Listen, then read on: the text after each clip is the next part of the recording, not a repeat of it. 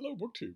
I have another starter kit for you today, and of all the starter kits that I have not done, this is the one that seems the strangest omission. This is the one, when I thought about it, when it was brought to my attention, I was certain I had already done. But I have not. There are many that I have not done. This is a Superman starter kit. So this will be for you comic book fans, but because of the particular mythic nature of Superman, you will know all about this character and will almost certainly have seen some video presentation, whether it's a TV show or a movie, even if you've never read a Superman comic book.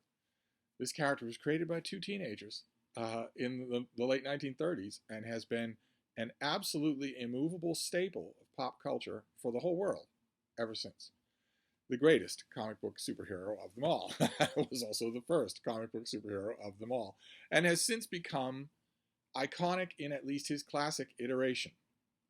The stance with arms akimbo, the big red cape, the flying, the spit curl. These things have become known. They've become a shorthand for superheroes of all kinds, so that they have been mocked and mimicked, lampooned, and anthologized endlessly, endlessly. And the overall impression that those things give to people who don't read the comic books of Superman is actually misleading. The overall impression that representation gives of the fact that we can't imagine our culture without Superman is that the character has always been the same. That he is, in fact, that a hallmark of the character is that he never changes. When actually the character changes all the time, and has from the very beginning. That's something that will strike you if you, for instance, come from a popular, maybe movie-based awareness of the character and pick up a Superman comic book today. The main Superman comic book is called Superman, and in typeset underneath there it says Son of Kal-El, because it's not Kal-El of Krypton. It's not the character created by those two teenage boys. It's his ostentatiously gay son. And the Superman in current day DC Comics is a gray-haired, middle-aged, hand-wringing civil servant, a relatively low power level. Not an interesting figure in any way. Certainly not the iconic figure standing on top of the Daily Planet with his red cape unfurling behind him. Maybe that Superman will return. But the fact that you would encounter something so completely different from what you were expecting underscores the fact that this character has always been changing. When he was first introduced in Action Comics #1, he could raise great weights over his head, and the idea of that was a Studebaker. It was not an aircraft carrier. They didn't exist. It wasn't a luxury liner. I'm not sure, if you went back in time to those two teenagers, Siegel and Schuster, I'm not sure that if you'd have asked them, can Superman lift the Queen Mary over his head, they'd have said yes. I'm not sure they would have. He couldn't fly, and he wasn't completely bulletproof. We were told that nothing less than an exploding artillery shell could penetrate his skin, meaning that anything more than that could. Famously, in one panel of a very, very early Superman story, a doctor's hypodermic needle will not penetrate his skin. Bullets don't penetrate his skin. They don't even irritate him. Lightning later on doesn't bother him at all. Famously, a famous iconic Superman cover has him being struck by lightning and saying, "It tickles." But in those early days, he could not fly. He could run faster than a locomotive, but not faster than the speed of light or the speed of sound. Those things grew as the character grew. They were not part of the original idea. And so, for our starter kit, we're going to break down experiences of Superman on the printed page to a handful of categories. And the first category that I want to cover is overviews. There have been many, many books that periodically look at Superman changing over time. Those are good places to start. Mainly because you don't have to start at the very beginning with this character like you would with, I don't even know. you pick a character, the Red Tornado, Phantom Stranger. You would have to start at the beginning. You would have to get something like an origin story, although famously the Phantom Stranger doesn't have one. But you'd have to get something like an origin story in order to feel like you had your feet on the ground. But thanks to to Superman's unique cultural standing, you don't need to worry about that. I shouldn't say unique, because it's possible that Spider-Man shares that. Most people on the street, even if they have never read a Spider-Man comic book, if you were to start them off with great power, most people would probably be able to finish Comes Great Responsibility. If a person who's never read a comic book is in a group of friends out camping or in, the living room and they get bitten by a spider, probably somebody will make a joke about Spider-Man, whether they know his origin story or not. But Superman is on another level. Cultural mythology on another level. So one of the things that you want to do if you're building a starter kit for Superman is to look at retrospectives that watch how the character changes over time, because you don't need to start at ground zero with his origin story, although those retrospectives will have his origin story. So I wanted to show you two of those. One is an all-time favorite of mine, an enormous sentimental favorite of mine. This was put together by E. Nelson Bridwell, who's a name that won't be known outside of comic book geek circles. But he and Julius Schwartz did as much to create Superman as Siegel and Schuster did, if not more. And E. Nelson Bridwell was also the comic book nerd's comic book nerd, and he put together a book, Superman from the 30s to the 70s, which covers early adventures. It covers the earliest appearances of things like Lex Luthor, or Brainiac, or Mr. Mxyzptlk, or the Prankster, or the Toyman, or whatnot. And it's an excellent selection. Just fantastic. But it does stop in the 70s, which was 50 years ago. So you want something later than that. And there is another one. This is 75 years. Superman, a celebration of 75 years with a Jim Lee cover there. And this has some of the stuff in the E. Nelson Bridwell volume, but it also has a lot more. It has a lot more contemporary stuff, almost down to relatively our present day. So I want to start off with those two for Superman. With that category would be overviews. Now the next category that I want to go over with Superman is great Superman stories, which has been a bone of contention among comic book creators since almost 100 years, since the character's beginning, but especially since Julie Schwartz got his hands on the character 20 years after Superman was made, and made Superman into basically a god, a creature who had very little weakness except for kryptonite, but who otherwise could do basically anything. And some writers, not in the professional era, but in the post-professional era after the 1970s, some writers would do interviews with, Comics Journal or whatever, and complain about that. They would say there's no way to tell interesting stories about a character who can do anything, whose superpower set is so outlandish. There's no real way to do it. That even reached the point where a writer in the 1970s won the permission of the powers that be at DC Comics to depower Superman. Not the first time that would be tried, and not the last time. To not have him the victim of some sort of spell, but to have him permanently depowered, just so that he is weaker. It didn't work. Fans don't like it. And I might point out that fans don't like it for a reason. The reason why fans don't like it is because it's different. It changes their iconic character, and that character is not yours to change. If I can say that about the X-Men, or even the New Mutants, if I can say about characters like that they are a cultural edifice that is entrusted to you, you don't get to take a hammer to the load-bearing columns. You don't get to do that. You shouldn't be allowed to do that. You shouldn't be allowed to do that.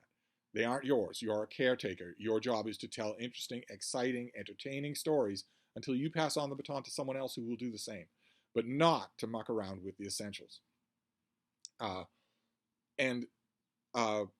That's the reason that fans don't like it. It's not because they're racist or status or the part of the patriarchy. They don't like that because they recognize on some level that it's not your right to do that to these things. And if I can say that about the X-Men or the New Mutants or She-Hulk, how much more can I say it about Superman? You don't go in and muck around with Superman. Try telling that to his current writers, but nevertheless, it is still wrong. That's the reason that fans give for why they don't like that kind of thing. And the reason that I give for that kind of complaint that started to surface in the 70s, that this character it's not possible to write good stories for this character because he's too powerful, is you are saying you are a bad writer. If that's what you're saying you're a bad writer. I would say the same thing about the slew of young, hippie, hair down to their shoulders writers who bombarded the offices of DC Comics in the 1970s. Again, not to draw any inferences here, but in the 1970s, a whole bunch of writers said, well, the Justice League is just fine and good, but what can we do with a team that has Superman, Green Lantern, Wonder Woman, Batman, the Martian Manhunter? We need to change the membership of the team to make it weaker, or we can't tell interesting stories. The same thing. If you say something like that, you are telling on yourself, not on a flaw of the character. There have been many writers who did that. over the decades who said that sort of thing, but there have also been writers who came up with great ways to tell great stories. And Superman has had more than his share of those great stories over the decades. I want to show the next place we're going to stop in this overview, in this starter kit of Superman, is with Superman great stories. So I want to show you a few of those, and one of them will be the only prose entry on our list. Superman is almost impossible to write in prose. He's great to draw. He's great to have in a comic book, because comic books suspend a whole different kind of disbelief than prose does. How are you supposed to write a comic book about a character who can see X-rays? People always say, and Superman comic book writers have aided and abetted this over the years. They say that, they imagine that Superman can turn on and off his X-ray vision. But that's not how vision works, right? Superman can see X-rays. He can see in the ultraviolet spectrum. How do you write a book about a character like that? A character who can feel the slightest drop of rain on his skin, but whose skin is nevertheless impervious even to atomic radiation. How do you write a character like that? It's very, very hard to do, which I think accounts for, in addition to the stinginess of the copyright held by DC and Paramount, I think that accounts for the almost total lack of good Superman fiction in prose.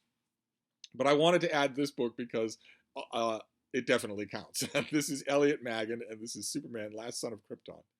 And there you have Christopher Reeve on the cover. This book came out and was heavily popularized when the Christopher Reeve movie came out. And that threw some people for a loop, because this book is most certainly not a novelization of that movie. There's a lot more going on in this book, and it's terrific. Elliot Maggin was also one of those hippie-haired Superman writers, but he managed to do a great job. Story after story after story after story, and he was the king of the gimmick. He loved adding a gimmick on the last page of an otherwise predictable story, to the extent that he used to joke that the S stands for surprise. So that's a Superman story, The Last Son of Krypton. There's no way for me to summarize it, but it's worth your while if you see the paperback, at a thrift store or something like that. Then another one is by Paul Dini and Alex Ross. This is an oversized full-color comic book called Superman Peace on Earth. The artwork is by Alex Ross, one of the great Superman artists of all time, certainly one of the greatest visual interpreters of the character in the modern era. And this is a very simple story. Again, it has occurred in many, many an issue of Superman and Action Comics over the decades, which is that Superman decides to try to bring peace to Earth. He tries to rid the world of nuclear weapons, bring food to the hungry, stop war. The kinds of things that, non-comic book readers often look at this character and think, well, if he was that powerful, why wouldn't he do those things? Comic book writers, of course, have been facing these issues, not just with Superman, but also famously with Green Lantern, for a long time. And these stories are always good. This is terrific and visually stunning, just visually stunning. Another great Superman story was many issues. Superman stories, great Superman stories tend to be, so you sort of have to wait for the collection to come along. I've mentioned this collection many times before. This is by Kurt Busiek, whose name will come up again, as will Alex Ross's. And the artwork is by Stuart Immerman on an entirely different level. Stuart Immerman is an artist, a comic book artist who improves by leaps and bounds with every new project that he takes on. And this is called Secret Identity. I don't want to block the beam. She's more important even than the Man of Steel. And this is a Superman story about what would happen if there were no Superman. What would happen if Superman were simply a comic book character? So everybody knew about him, and everybody knew about Lois Lane and, it changing identities and the lost son of Krypton and all that. But it was all just a comic. It was all just fake. And we live in the real world, our world.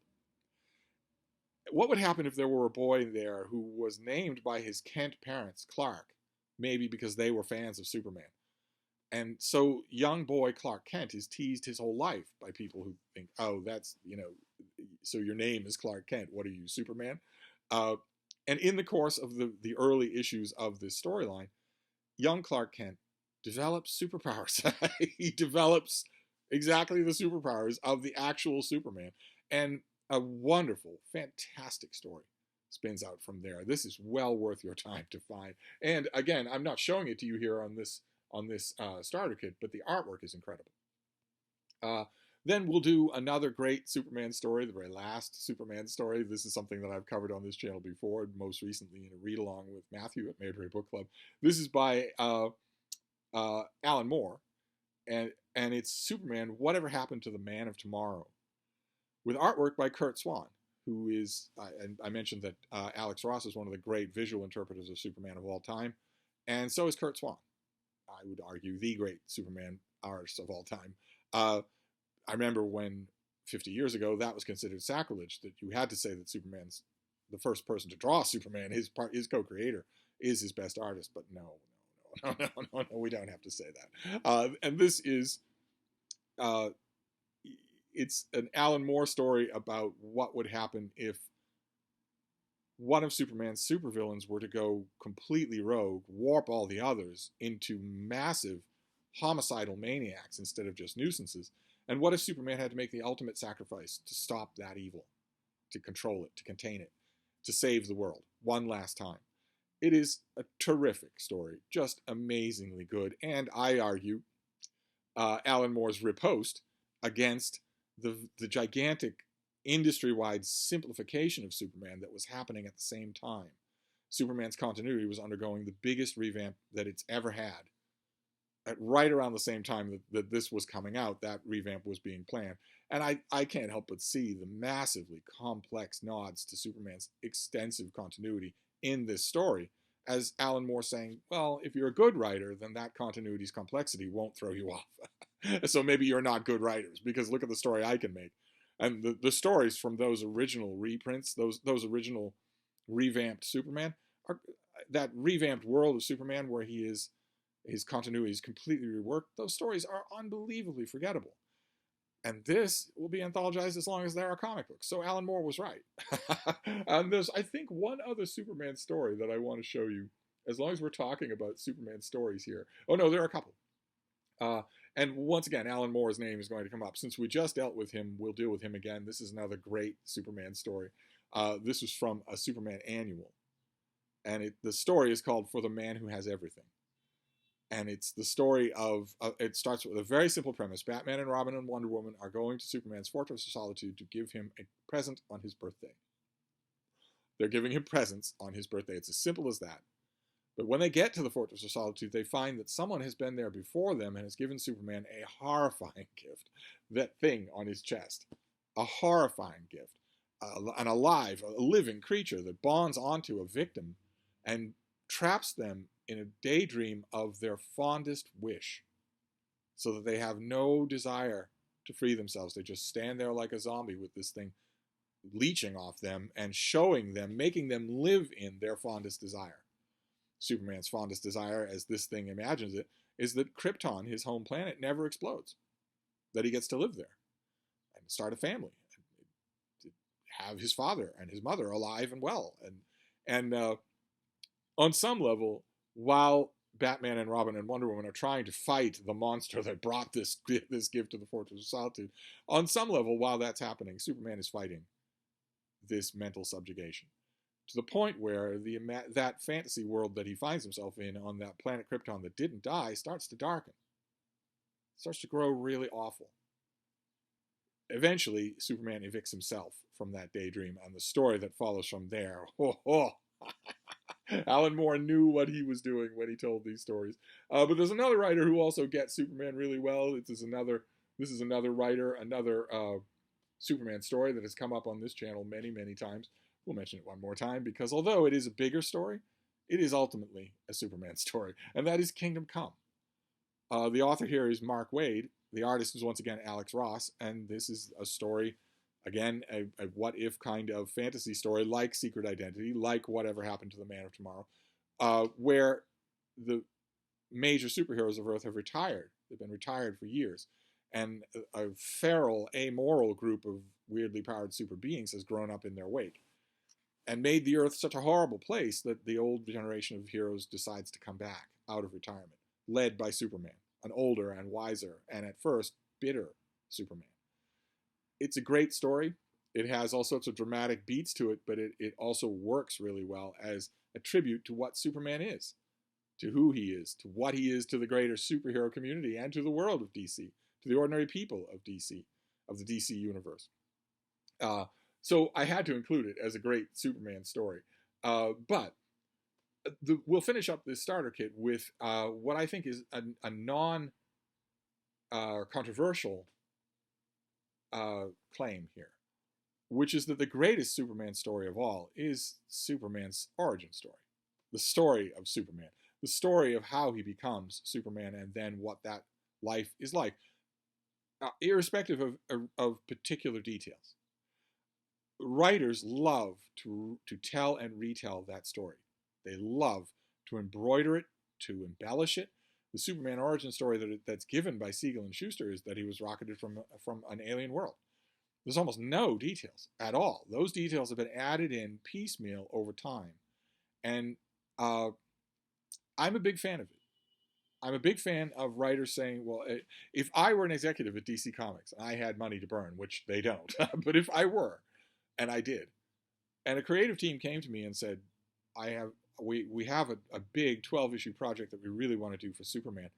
And I said, oh, that's great. What is it? And they said, we want to tell his origin story. Believe it or not, I would not say, oh, come on. That's been done a million times. And I don't think many editors would either if they knew their business. Instead, my reaction would be fantastic. Because it won't just be you retreading things. Our writers never do. Superman's origin, his entire broad origin story has been told many, many times. But I want to show you two. The first one is from 40 years ago, more than that. It was Action Comics number 500. The 500th issue of the comic book in which Superman made his original appearance in issue number 1. And for Action Comics number 500, the writer and artist, the artist here again is Swann, decided to tell Superman's origin story. Now, they wove it in with a plot. There's an actual plot involving the villainy of course, Lex Luthor. But for the bulk of the issue is them telling at a clean, open-paneled, unhurried pace at that time, definitive origin story of Superman. And it was later collected into a book called The Superman Story, where there you have Superman flying out of, for those of you who were born in the 21st century, he's flying out of a phone booth. And you're going to have to Google what they looked like and what they were. Once upon a time, there were phones for public use scattered all over cities on the sidewalk. And at the beginning, those phones came to guarantee your privacy. They came in big wooden booths. And then the booth turned to glass so that you could see inside. You could see if someone was inside. You didn't have to just take your cue from the door closing. And then they turned to kiosks, and now they're all but gone. Good luck seeing a public phone on the street, because everyone has a phone in their pocket now. But the idea that some original writers of Superman had was those original phone booths, the ones that weren't made of glass. In those original phone booths, you had complete privacy. There weren't even windows. You went in there and closed the door, and that was it. So it was a private place for Superman to change from his Clark Kent clothes to his Superman clothes. Now, it doesn't make any sense. I know what you're thinking, and it doesn't make any sense. It was a gimmick that writers used because phone booths were ubiquitous in the popular visual imagination. So that was cute. But it's ridiculous that it would be, if it was designed for privacy, it's ridiculous that Superman would do this, since everyone would have seen Clark Kent go into that phone booth. They would, even if they didn't know who he was, they would certainly have been able to visually identify him the next time when they saw Superman fly out of the phone booth a minute later. And I can speak from experience here, it was almost impossible to change your clothes, especially at speed, in a phone booth. And, there's also the possibility that there wouldn't be a phone booth for 10 blocks that was free, that was available. It was a neat visual gimmick, and in this Superman story, we get all of the basics: the doomed planet Krypton, the scientist Jor-El and his loving wife Lara, the Science Council of Krypton, who refuses to listen to Jor-El's warnings that Krypton's core is unstable and that the planet is going to explode. The people of Krypton are super advanced in their science. They could build a fleet of space arcs. They could develop something like the Phantom Zone. They could do something to save themselves, but they don't listen. They don't believe Jor-El. He is an eco-warner. He is long before climate science, long before climate change debates. He was a lone voice saying the climate here is going to kill us all, and no one paid attention to him. So he creates a prototype rocket, a smaller version of the big rocket fleets that he wished would escort all of his people to safety. He creates a smaller rocket, just size enough for his wife and his baby son. as the mythology expands, we learn that he has a trial rocket first, where he sends up his own version of the dog that the Soviets sent into space. He sends the family dog up in a prototype rocket, and it gets knocked off course. That dog will later come to Earth and become Krypto, the super dog, Superman, Superboy's dog. But once the prototype is ready, Lara refuses to leave Jor-El and says, our son will have a new world, but I'm staying at your side. And they send him off. He goes to Earth, and under Earth's lighter gravity and yellow sun radiation, he becomes super powerful. And the mythology expands and expands until finally Superman has super memory and can remember every minute of his life, including his babyhood, when he can remember the faces of his parents. We don't get quite all of that in this story, but the origin story version in this is wonderful. And I don't know how much the actual issue of Action Comics 500 will cost you. Probably not much. I don't think comics are very collectible at the moment. Certainly not pre-modern comic books. But you can also get this thing as a little paperback, and it tells Superman's origin story marvelously. But that origin story, like the character himself, is always changing. And there is a more recent origin story of Superman that I want to finish with here because it is beautifully done. Just beautifully done. Don't know that it's become canon, but I love it. I love it to distraction. It's called Superman Birthright. And once again, the writer is Mark Waid. The artist is Lionel Francis Yu. And this is the cover of the collected volume. And Yu is not my favorite artist. He's got some weird tics about anatomy. He likes to show a lot of teeth. His characters are forever bearing teeth. Many a critic have said they seem rabid. But his Superman is iconic and wonderful. And this is beautifully written. Waid is such a fantastic comic book writer. This is beautifully written as a new, different idea of what a young Clark Kent was like, how he discovered his powers, how he went out into the world, how he got a job at the Daily Planet, how he met Lois Lane, and his relationship with Lex Luthor, where the idea is pursued here that had been floated before, including famously on a TV show, that Clark Kent and Lex Luthor knew each other in Smallville. Long before Lex Luthor was Superman's greatest enemy in Metropolis, they knew each other in the American Midwest. That's a tricky claim to make, very tricky, because Lex Luthor is the smartest person in the world. And if he knows you, he's going to remember you. If you show up in bright blue spandex in his office, he's going to say, oh, it's my old friend Clark. So it's very, very tricky. As an addition to the mythology, it existed decades and decades before, and was used as the explanation for why Lex Luthor hates Superman, because an explanation goes wrong and robs him of his hair. that is enough to make him furious with Superman forever. And writers have toyed with it over the ages since then. Some of them abandon it completely. This does it perfectly, just perfectly. Lex Luthor is a raving, egomaniacal monster, a genocidal monster in this miniseries, and yet you will still feel for him, very much so. And when you see Clark Kent feel for him, you won't think Clark is just being sappy. It feels believable. It all feels believable. There are some fantastic comic books in here, some fantastic dramatic bits, some fantastic Superman superpower moments, and best of all, I don't want to spoil it for you, but best of all, the very end of this. The very end of this story is a twist that I had never seen anyone do. I'd never even seen them hint at it. And it choked me up. It involves Jor-El and Lara, and it choked me up. I loved it. Absolutely loved it. I would love it if DC Comics, maybe they have and I just don't know about it, but I would love it if they brought out a commemorative hardcover of this. I would definitely get it. I bet a lot of other fans would too. But anyway, that's what we're going to end with. We're going to end with the propensity of writers and artists to retell Superman's origin story. This has been done many, many times, far more often than just these few. But these are the ones that I wanted to put on a starter kit in case you are interested in getting into the world of Superman. You want to look at overviews of how the character has changed. That way you'll be able to determine which era you prefer, if any. You want to look at great stories that push the boundaries of what this character is and what defines him. I would argue that the thing that defines Superman is not the spit curl or the cape or the superpowers, but the decency. Superman is doggedly decent. He is not dystopian. He is not bitter. And it means more from him than anything else, because if he turned on the world, nothing could stop him. And that the only thing that stops that from happening is his ingrained American decency, his Midwestern decency.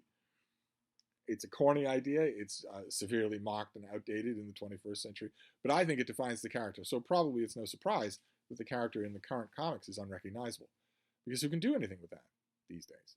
Maybe nobody. Maybe nothing should be done with it. But you want to deal with overviews that show how the character has changed over time. You want to deal with great stories, and you also want to see what writers and artists make of that famous origin story. A baby rocketed to the planet Earth from a doomed extraterrestrial world, who grows up to don the most famous superhero costume of them all and fight crime on behalf of humanity. What a story. This was also, of course, my own origin story. Not that I was rocketed from the planet Krypton, but that when I was a baby, when I was a small boy, the human side of my upbringing was a TV show called The Adventures of Superman, which I loved to distraction. Absolutely loved it. And those are my earliest, most formative human memories. So this character's had his hooks in me for literally the whole of my life. But anyway, that's a Superman starter kit for you today. I will wrap this up now. There are lots of other Superman stories that you could find or that you might like more than these, so this is not meant at all to be definitive. It's my starter kit, but I think you can't go wrong with any of these things should you encounter them and be curious. So I'm going to wrap this up for now, but I will be back. Thank you, BookTube.